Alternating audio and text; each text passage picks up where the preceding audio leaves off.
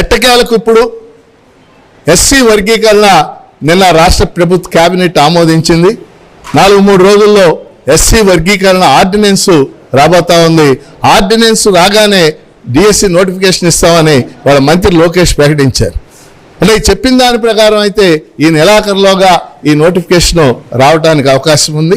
16,347 పోస్టులు ఉన్నప్పటికీ కూడా రాసే అభ్యర్థుల సంఖ్య సుమారు 4 లక్షల వరకు ఉంది.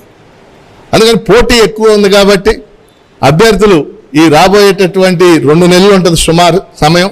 ఈ 2 నెలల కాలంలో సిలబస్ని అధ్యయనం చేసి ప్రణాళికాబద్ధంగా వాళ్ళు పనిచేయాల్సి ఉంటుంది. అలాగే టెక్స్ట్ పుస్తకాలు కొన్ని తప్పనిసరిగా, ముఖ్యంగా తెలుగు అకాడమీ పుస్తకాలు, మెథడాలజీ తదితర సబ్జెక్టులకి చదవాల్సి ఉంటుంది. ఆ విధంగా ప్రణాళికాబద్ధంగా కృషి చేస్తేనే ఈ పోటీలో ఈ ఉద్యోగాలు రావడానికి అవకాశం ఉంది. దీంతో పాటు